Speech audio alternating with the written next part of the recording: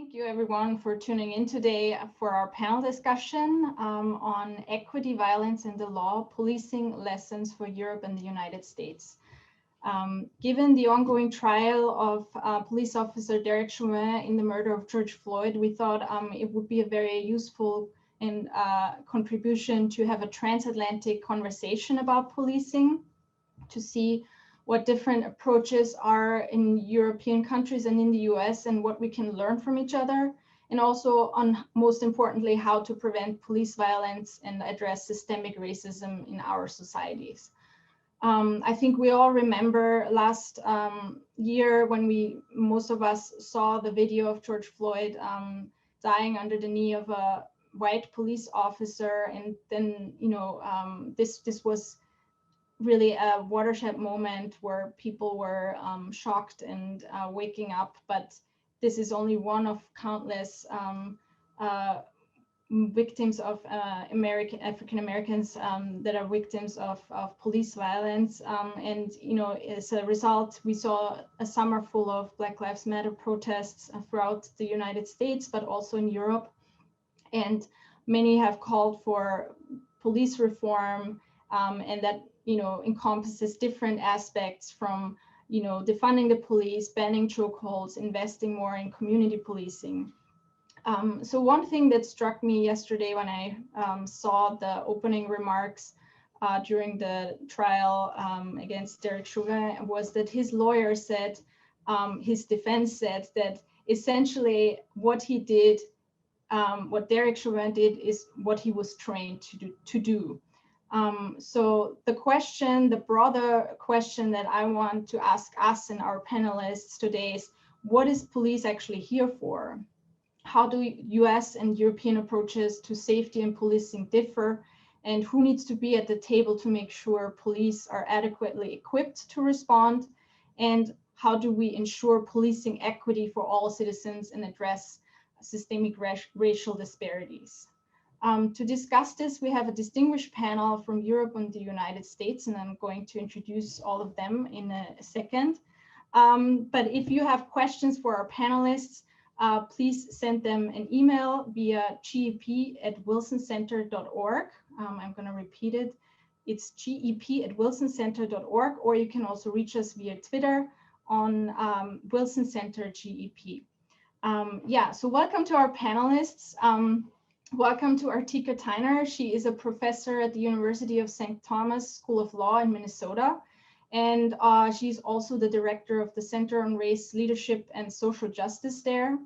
Welcome also to Kimmo Himberg. He is the director of the Police University College in Finland. And also we have with us Oyako Nabutso. She's a senior researcher at the European Network Against Racism. Welcome to all of you. And I want to start with you, Artika. You have recently written a piece for Bloomberg Law about police reform in Minnesota. So my question to you is, what effects did the Black Lives Matter protest have on these police reform debates?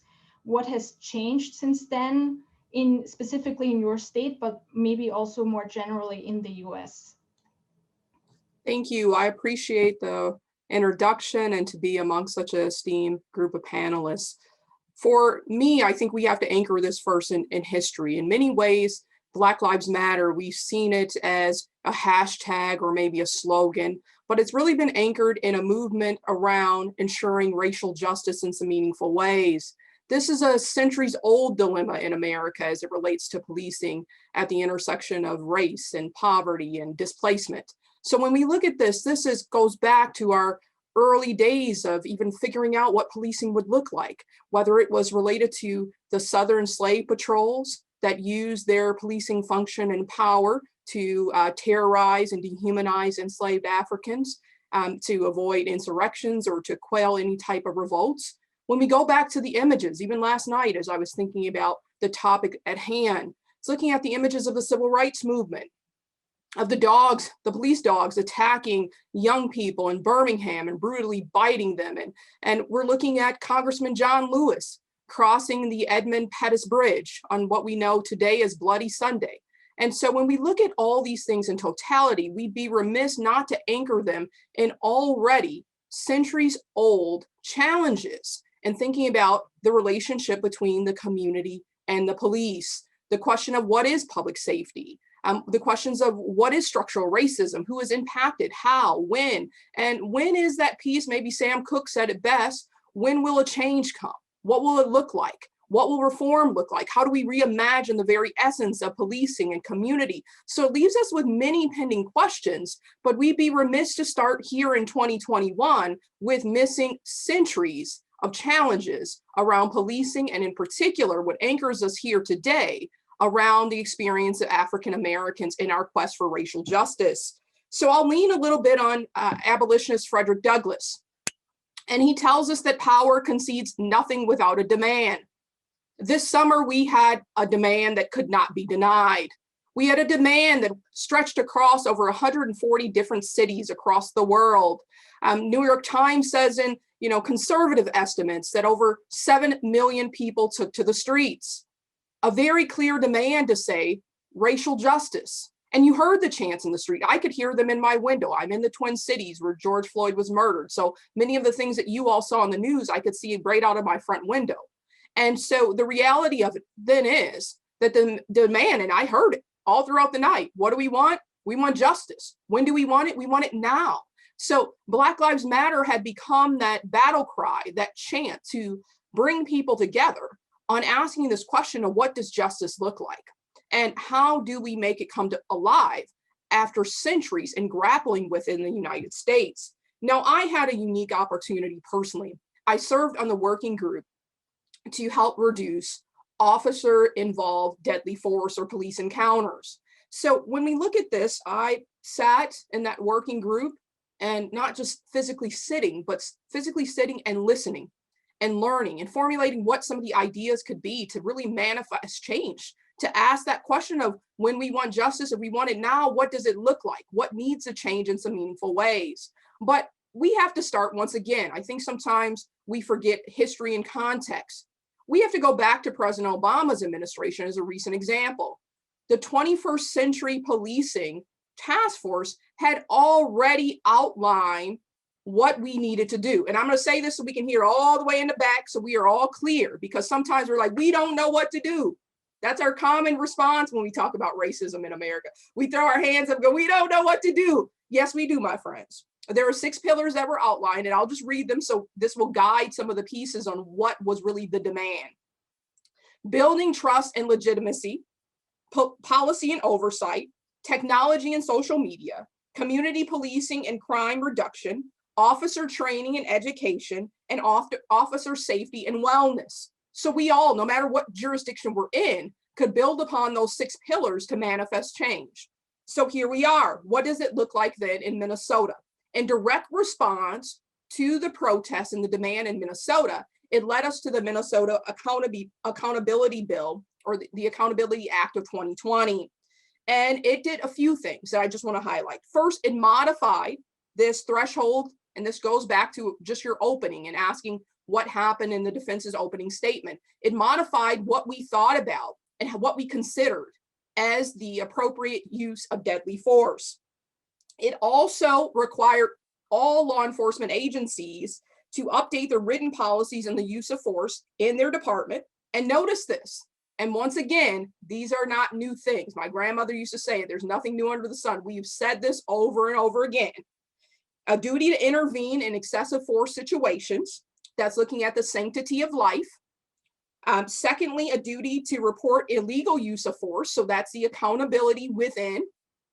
And thirdly, an officer must first consider less lethal measures before applying deadly force. So when we look at this, we know this is a repeat of many of the demands that we've heard once again and again and again, but really materializing it in some concrete ways. So we know that other states immediately started to ban chokeholds. That included Arizona and Connecticut, for instance. We also know at the state level, once again, I'll take it to us in Minnesota, because it's not just about the murder of Mr. Floyd. We also were still crying the tears from the murder of Philando Castile and of Jamar Clark and countless others. So now there is a Philando Castile ominous bill that addresses the issue that I started with, our history and context as it relates to race in America, to bring over $300 million to address structural racism here in Minnesota.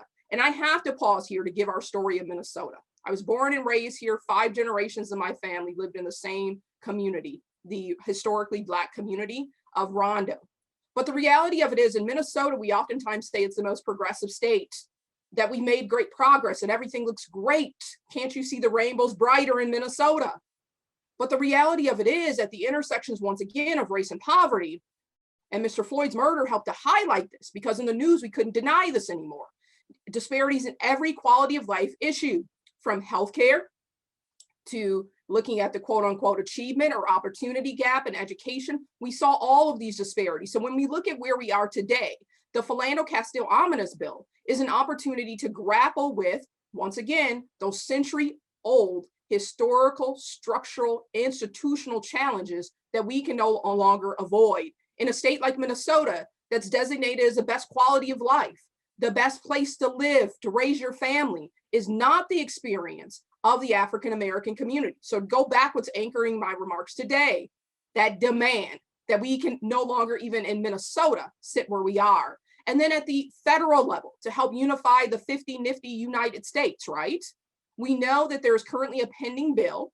It's in the House right now, and we're trying to pass and get it into the Senate, right? That's the George Floyd Justice and Policing Act. Now, it's unfortunate, and I'll just be brief here on this piece, that we have not been able to reconcile this almost immediately in a bipartisan effort, because once again, these issues are not new.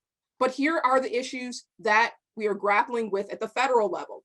First, looking at making sure for transparency and accountability that we have a police misconduct and use of force database that brings all the information together. That, of course, I mentioned it before, that we're banning chokeholds. Next, banning those no-knock warrants. That's in the name of saying her name for Sister Breonna Taylor.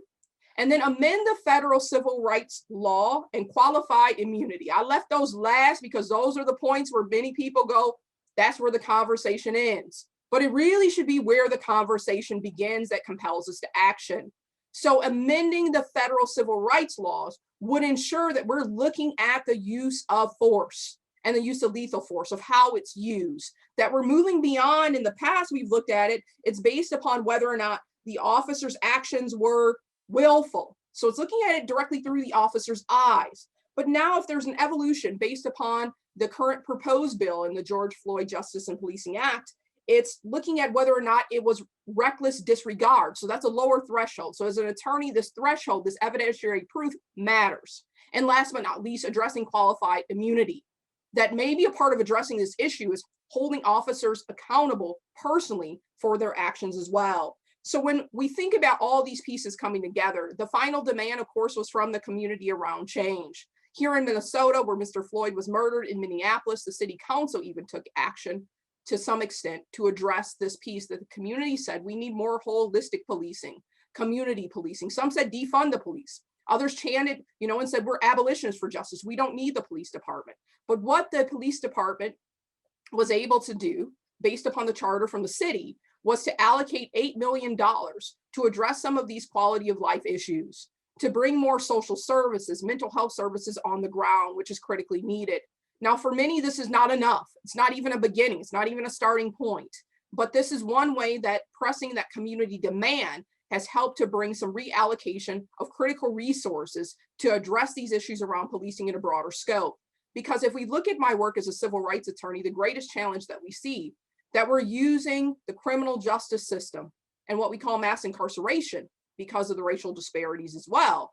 We're using the criminal justice system to address all of these societal challenges. We have police in schools, school resource officers addressing school disciplinary issues. We have become a policing nation and an incarceration nation. 5% of the world's population and over 20% of the world's prison population. And unfortunately, when we take it back to that century-old history, Michelle Alexander reminds us that we have more African Americans under the control of the penal system today than who were enslaved in America in the 1800s.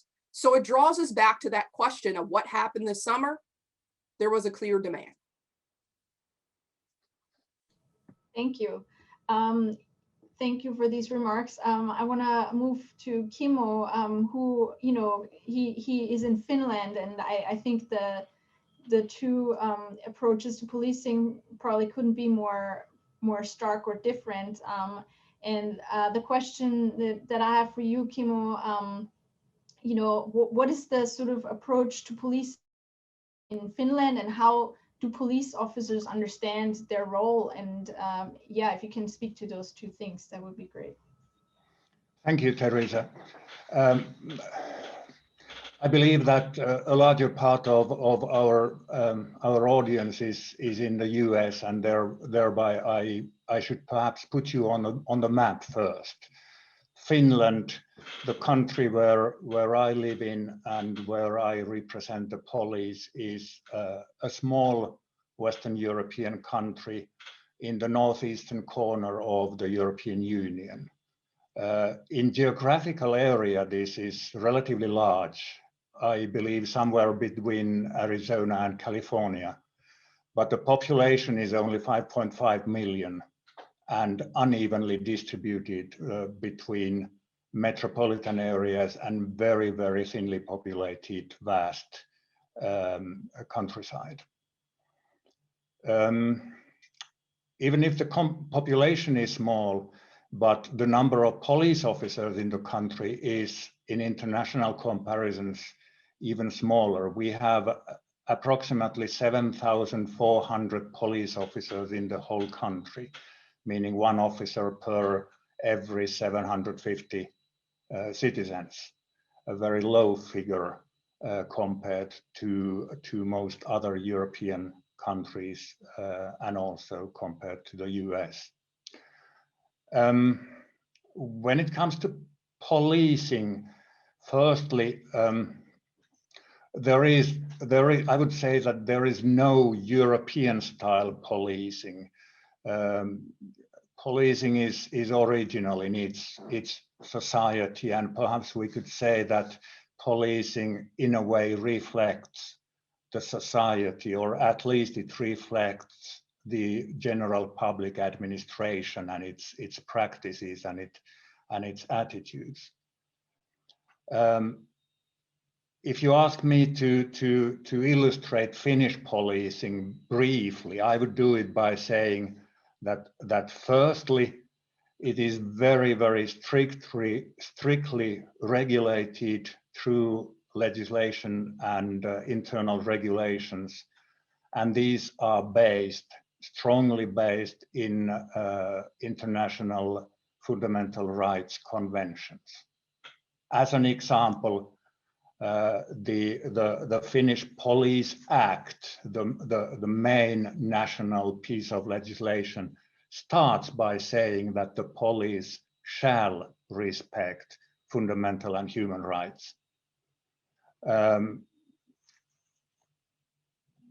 This is reflected in all our internal values and all our internal attitudes. Of course, police values and police ethics are implemented into practice largely through legislation, through education, through leadership, and through oversight. And since we have a national police service, it means that police practices and legislation and values are the same overall in the country. Perhaps one of the features of Finnish policing is that we have, once again, in international comparisons, a lengthy police education. I wouldn't like to talk about police training. It's not about training practical skills, it's about education. All Finnish police officers are educated to a bachelor level degree in policing, and this means it's a 3-year education program.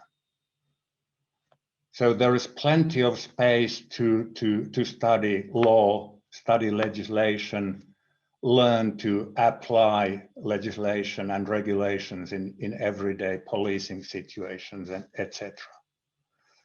Leadership is extremely important, where the management represent, reflect, and present the values and keep them up, keep them visible. And of course, good policing is never possible without oversight or control, if you want to call it that way. All of this leads to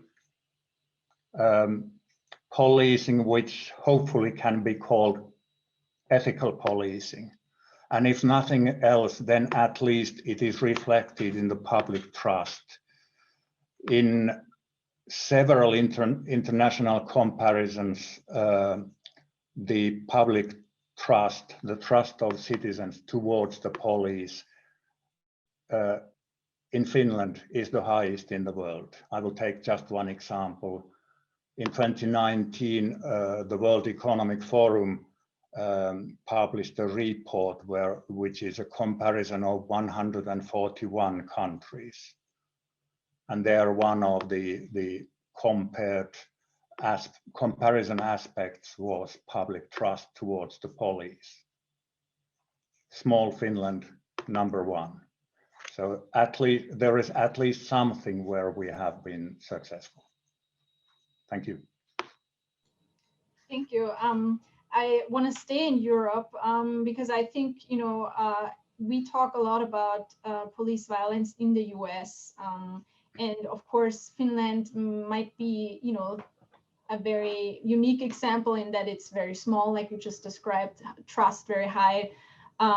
But overall in Europe, what we see is, that people of color are targeted by police way more than white people. So I want to ask you, Oyako, what's the situation like? And, is the focus on America from Europeans on America, maybe like leading us into the wrong direction and assuming that everything is good and well in Europe?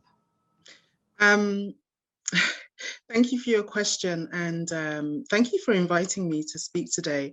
I would like to, as a starting point, I think it's really important that we acknowledge the history of race and racism in Europe and how it's linked to the present day experience of racism. We have to go back to this European colonial period, dating back to 17th and 18th century, when some European states colonized parts of Africa and the global South. This is at the root of racism that we see across Europe. And this is where the jumble of stereotypes coalesce to form what we see as racism now here in Europe. And in each country, it's very different. There are different racialized groups, different demographies, and the experience and treatment is very different in Europe. So there isn't, again, one unified experience in Europe, apart from the fact that most racialized groups will experience racism. So it's not always so easy in Europe to describe this experience statistically. We know that racialized groups will experience individual forms of racism, institutional forms of racism, structural forms of racism. We document that. I document that as part of my work as a senior research officer at the European Network Against Racism. This is what we do. We try to uncover people's experiences of racism and discrimination. And it's really important to talk about that history, because this is what forms the people's experience of policing in Europe. And not to discount what my fellow European from Finland has been saying. I'm sure that in Finland there are good policing practices, but it's not necessarily always experienced in the same way across Europe. So we need to acknowledge the history of colonialism in Europe and how this impacts on people's experiences of racism and the interaction with police today. And I would like to say that, many activists have said that in Europe, racialized groups are over-policed and under-protected. And this is what we see when we document incidents of racism and racial discrimination and that relationship with policing. It's really undeniable from our data that there is an explicit problem with policing of racialized groups. And I don't want to just talk about incidents of police brutality. I mean, we will talk about that. I will mention some incidents of racial profiling, but it's important to discuss the way in which the police can feed into structural racism and racial inequalities. And it's the kind of policing practices that target poorer neighborhoods with high numbers of racialized groups that reproduce racial inequalities. And you can see that through mass incarceration and criminalization of certain groups. So in this way, policing can feed into racial inequalities. But we also understand police violence as a manifestation of institutional and structural racism. And these practices are really deeply rooted in the history. And that's why I wanted to start with Europe's colonial history. We can't get away from that. So just to bring it a little bit back to the present day, I want to mention what many of our members, I work for a network kind of organization, so we have members across Europe. Many of our members were telling us at the time of the start of the pandemic, when we saw the lockdown measures, which saw greater enforcement powers by the police, there was a rise in complaints against police violence. And you can see that some groups were more likely to be fined, more likely to be penalized, and, as I said, increasing racial police violence. And what we found is, when we were documenting the kind of impact of these greater powers that the police had, is that the pandemic just basically shone a light on the experiences of racialized groups that and kind of basically showed how bad it can be. So these experiences of being over-policed, underprotected, have been going on for decades and decades and decades in Europe. And during the pandemic, we saw a rise in these kind of experiences by different racialized groups. And I just want to say that this was almost, in a way, the precursor to the huge uprising that we saw across Europe, obviously in response partly to the murder of George Floyd, but in Europe, people were saying, this happens here too. This is so important for politicians and policymakers to hear. At first, we found that they didn't want to hear that police brutality exists and takes place in Europe. But I think you can see by the huge uprising across Europe that it was in solidarity with Black people in the US, but also to say that this really does happen in Europe too. We don't have figures. We don't have figures of the number of people who have died at the hands of the police. But after the death of George Floyd, we saw many activists across Europe saying this person had an interaction with the police and died. And you can now see many more examples, terrible examples of people who have died at the hands of the police. It was possibly not, we possibly didn't know the extent to which this was a problem. We've been working on some research in the past year and a half, where we're trying to document racist police policing, law enforcement, and also to try and look at the kind of community resistance that forms around it. We're focusing on 5 countries. We haven't looked at Finland. I'd be really interested to look at Finland and know more about the police practices in Finland, but we have focused on Sweden. And we've got to understand that when we think about policing, of course, there is the police that is the state, part of the state, but then there's also security forces. And in Sweden, one of the things that we found is that security forces, private security, is taking the responsibility of what a lot of the police do, and is also racist and violent towards racialized groups. So these are some of the findings that we're already uncovering. I can talk a lot more about the relationship to racist policing and mental health, use of force, but I'm sure that many of the questions will cover some of those points. So thank you very much. Thank you for those remarks. Yeah, I want to remind our audience, if you have questions for our panelists, please send them to us via email. And you can reach us at gep@wilsoncenter.org or on Twitter. Again, if you have questions, please send them our way. I'm happy to engage our panelists in that conversation. So before I want to go more into the issue of trust, which seems to be, a common theme among all 3 of you, the lack of trust or building that trust.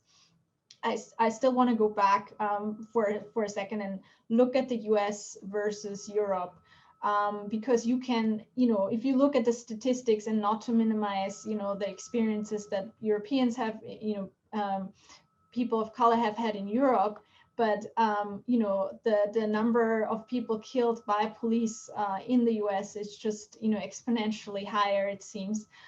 So I'm curious to get your takes on that. Does that have to do? I'm also curious to know, does the availability of guns play into this? Like, is that one of the factors that exaggerates this whole situation so much? Or what is your take on the fact that it seems that American police are so much more brutal or violent than maybe some of the European counterparts? And whoever wants to jump in here.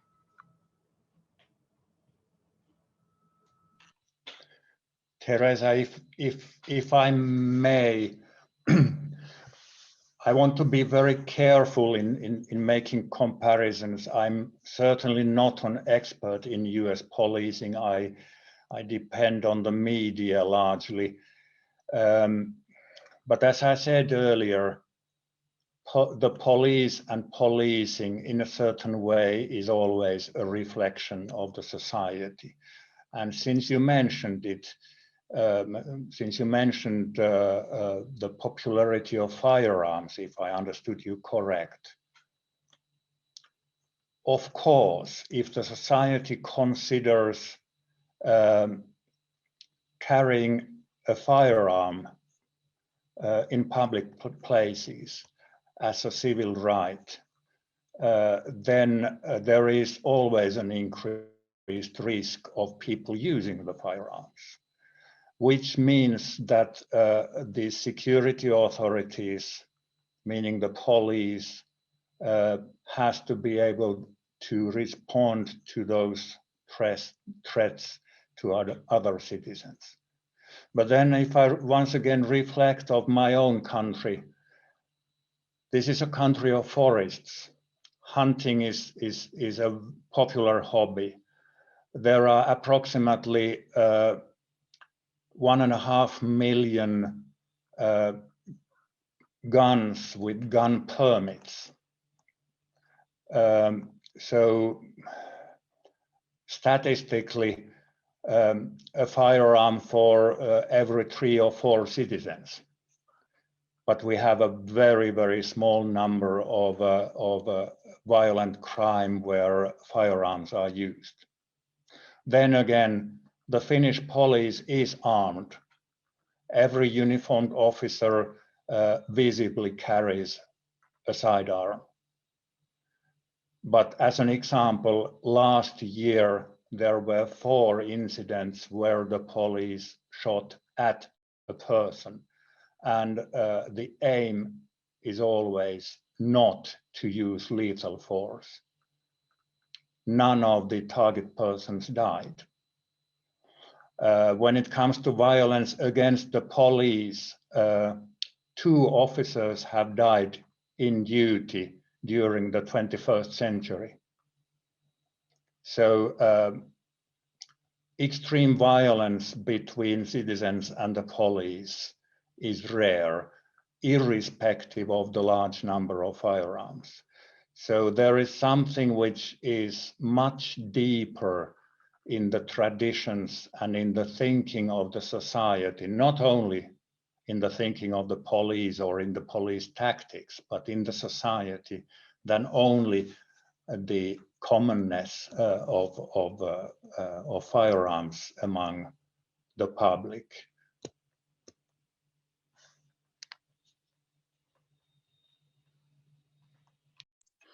Can I say something very quickly here? Sure. I think, please correct me if I'm wrong, but George Floyd didn't die from a gun related wound or from a gunshot. And this is, so I think there is something about guns and gun ownership in the US, which I cannot comment on. And but the thing is that there is a problem with policing and use of force, whether that's through a gun or through a chokehold. And we see that in Europe is that, you know, there is a disproportionate, in the UK, because there's statistics in the UK, there's a disproportionate number of people from an ethnic minority or racialized group that have died through excessive use of force, disproportionate compared to white people. And as far as I'm aware, generally the police in the UK don't walk around with guns, and the general public don't use guns or walk around with guns. You know, this is not a huge problem, maybe compared to the US.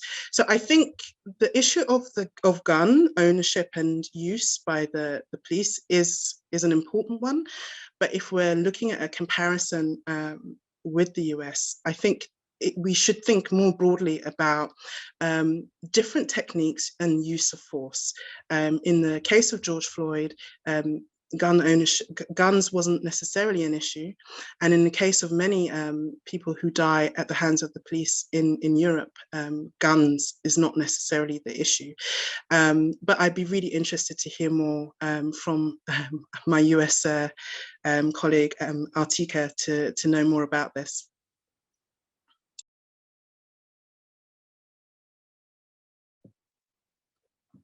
This issue has many layers. As I'm listening in, I'm thinking about a report from one of our former police chiefs when he was asked about the greater presence of police and some of the violence that was emerging.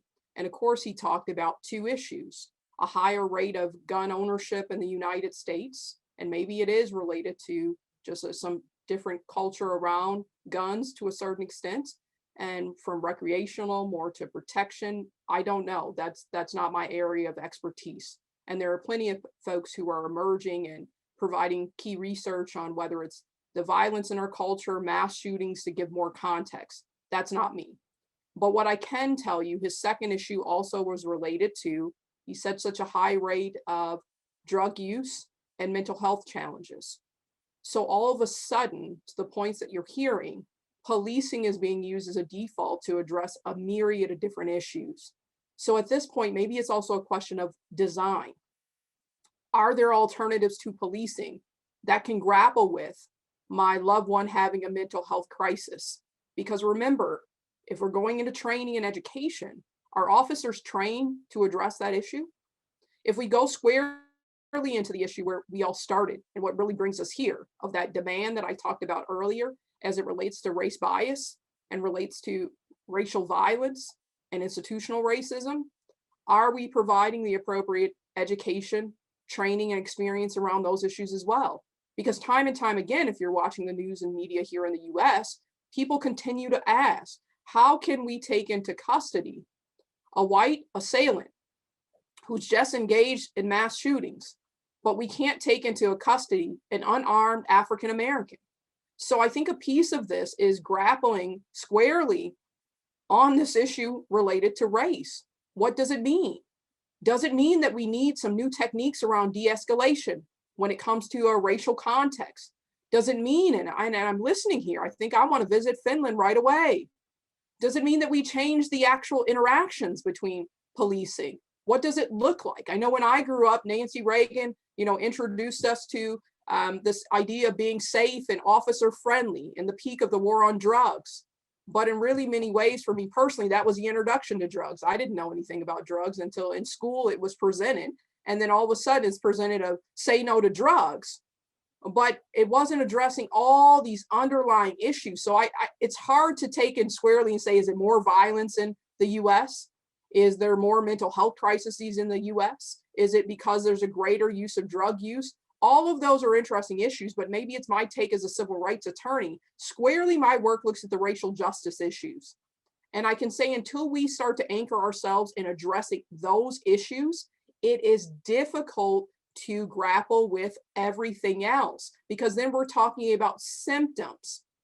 And the reality of it is, when we're looking at and get squarely to race and institutional racism, where we're seeing it. I mean, the data shows us that an African American man is 2.5 times more likely to die in a police encounter than his white counterpart.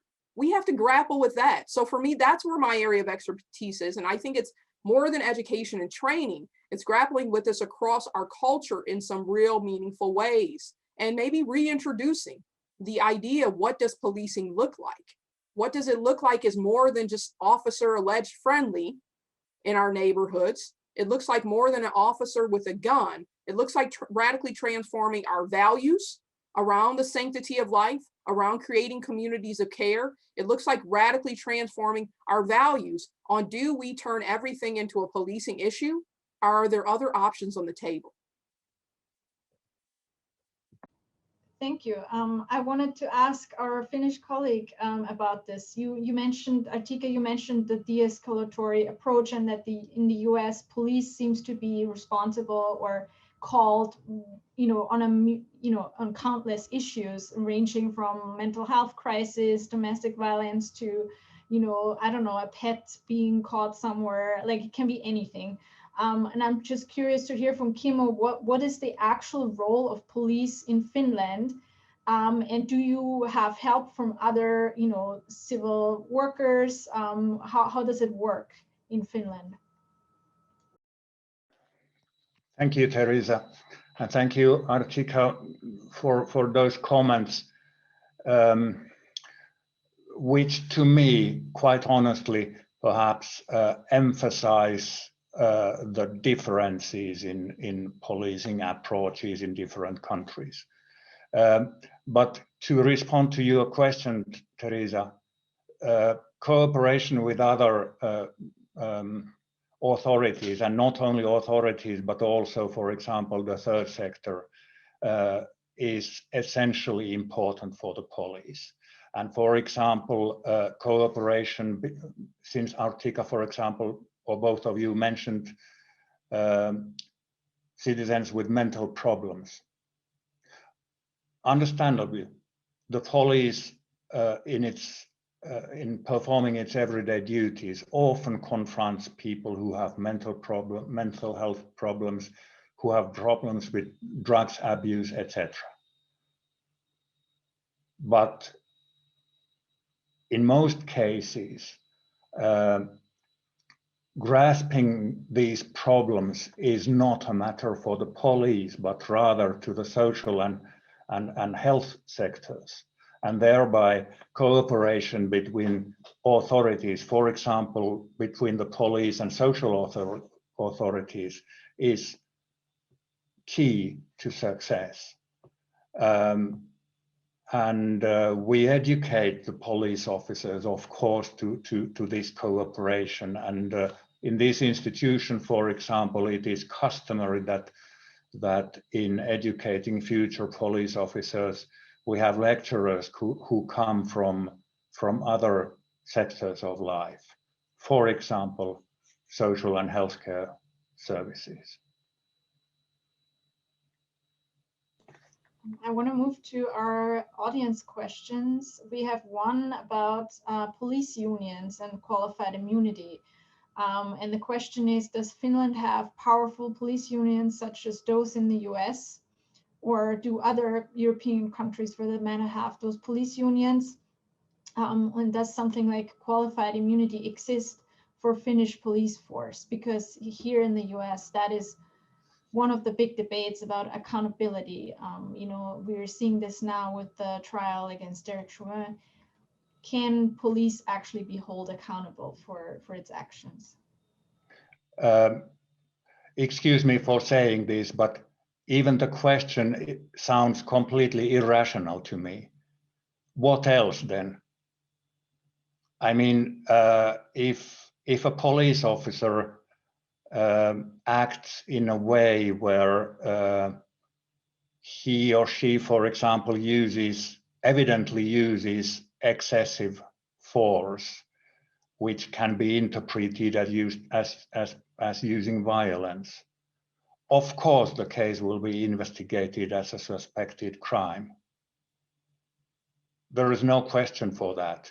I mean, we have the disciplinary actions towards unacceptable behavior, and by law, the behavior is overseen both on duty but also on leisure time. So behavior of a police officer on leisure time, which is unsuitable for the values of the police, will lead to at least disciplinary actions by the employer. You used the term qualified immunity. It's completely unknown to me. I don't know what it means.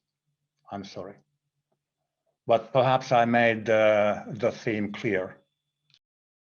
Yeah, you did. Maybe Oyako, I don't know if you have anything to say about this issue of police unions and immunity.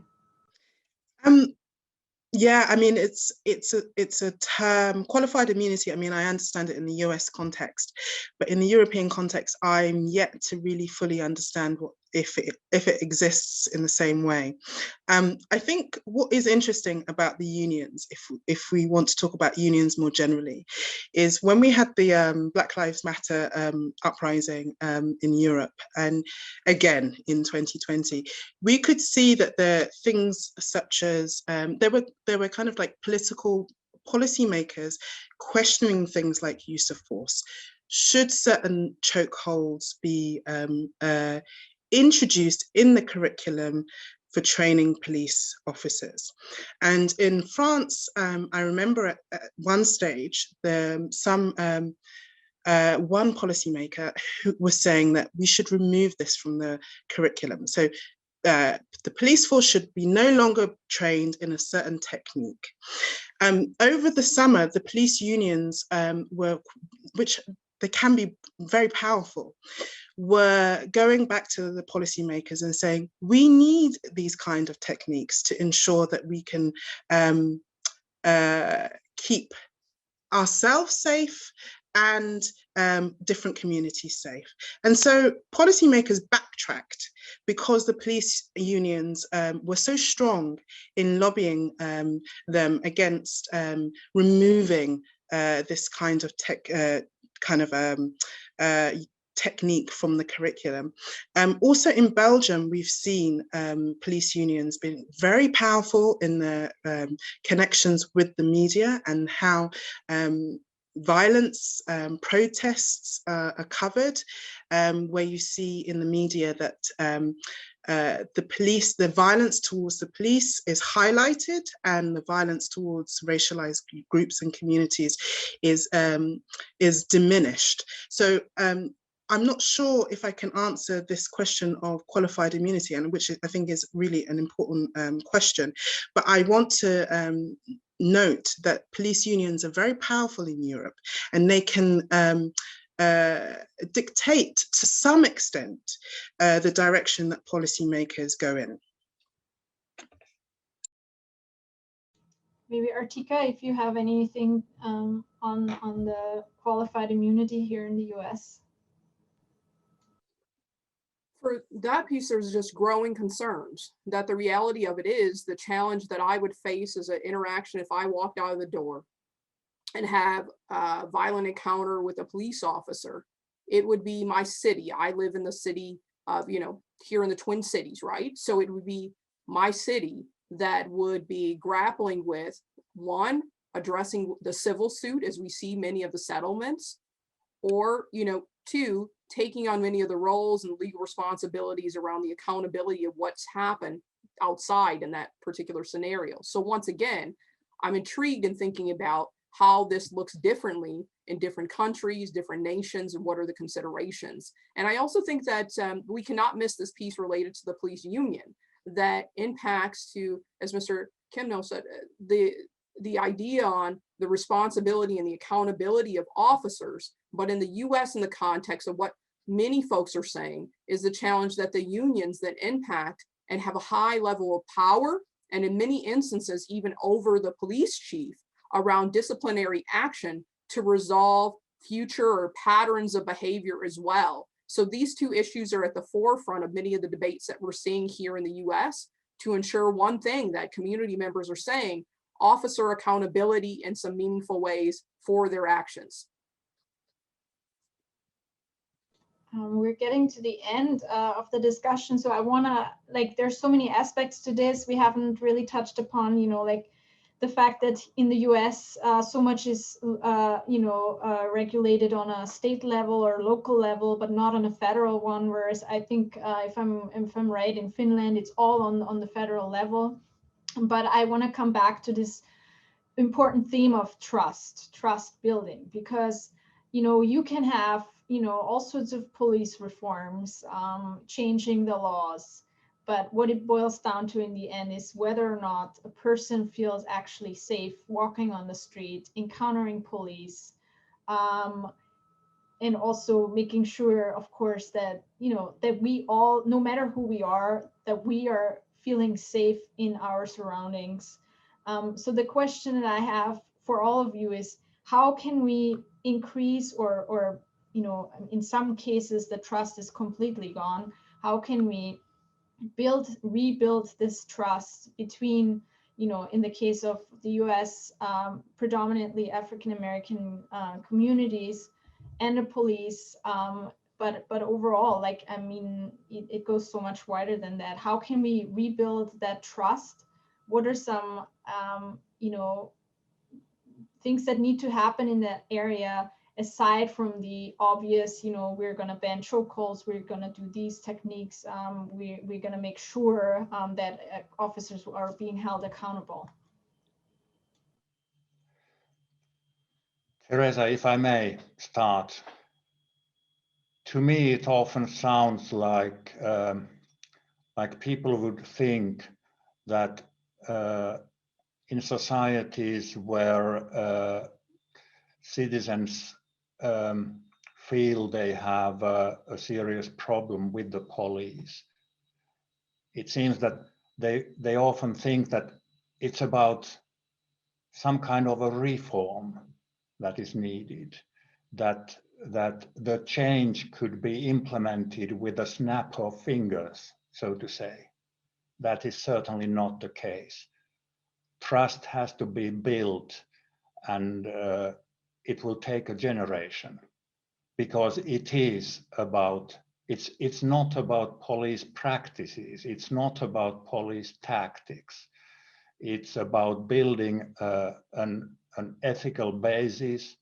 It's about designing proper, strict legislation to guide and to administer policing. It's about building proper education programs and proper education institutions and it's also about building up a proper control and oversight system. And that cannot be done rapidly.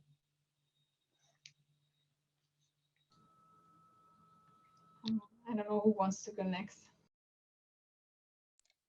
I can go next and leave Artika to finish. But yeah, I think trust building is something that I would have talked about maybe 5-10 years ago when it comes to racialized groups and the police. It's really quite broken. And yes, I can say it could take a generation, but I think I would say we've gone past this idea of trust building, and we need to really seriously reconsider what safety means and what role the police plays in that. And I think we need to, as citizens, as people who live in Europe or wherever we live, demand more from what being safe means. What does that mean? I need to feel safe, and that means maybe feeling safe from the police. Do we need as many police officers as we have to create this illusion of safety? So I think we need to stop thinking about building trust, and we need to start rethinking what safety means and how do we create that safety as citizens, as people that live in society, and where does the police fit in? And this is where we didn't touch upon issues around mental health, because this is an interesting point, because if you're suffering from mental health issues and you want to feel safe, the police can sometimes not always be the best people to be called out. So all of these question marks about what is safety, what's the police role, we need to continue to have conversations around that. And I really feel like Black Lives Matter movement and discussions over the past 12 months have helped us to get to this point of reconsidering the role of the police, but we still need to better clarify what we want. Thank you. I think it's a natural bridge of going from the evolution of looking at trust to this piece that you just talked about of reimagining public safety. And for me, my sense is about taking action. You know, in the US, we love to quote Dr. King, and we love to say, you know, Dr. King had a dream and here we are today, and we sing Kumbaya. And then we go a little further and say, and then he taught us how to create the beloved community. But I think it's rather fascinating that we don't talk about the real premise of Dr. King's work, which I think can inform us today. His final book is Where Do We Go From Here? Chaos or Community? He was giving us a conscious choice on how to take strategic action, on talking about and addressing all the issues fast forward that we're talking about in 2021. In addition, he talked about the importance of not just, you know, this symbolic piece of this idea of love, in its kind of superficial state, of taking us further of the type of love and passion that manifests itself in change. So when I look at this, I say we go from trust to public safety and the changes we need there, but to taking action. And here's a quote from Dr. King that I rarely hear. It says, "The law cannot make a man love me, but it can stop him from lynching me." And I think that's pretty important. So for me, my piece on taking action is around the laws and policies that help to shape public policy around what public safety really should look like. And it will lead us to the first portion that we heard. It'll lead us to trust once we see a manifestation of it. And unfortunately, we're just not there. So as we look at, and this is just a call to action for those of you who are in the US, you know, the chant of community organizers is got voice, got power. Here's your chance. Manifest change as it relates to policies. Everyone I hear is talking about the Chauvin case, rightfully so. But when I ask them what should happen related to laws and policies, and have you called your elected officials around the George Floyd Justice and Policing Act? No response. When I ask people in Minnesota, have you called and brought forth your concerns and bringing forth your ideas around the Philando Castile ominous bill? No response. So my hope is that we do what Dr. King talked about, bringing forth the laws and policies that protect the sanctity of life, that bring forth public safety and manifest it in some meaningful ways. And then the byproduct will be that trust in humanity in some tangible ways.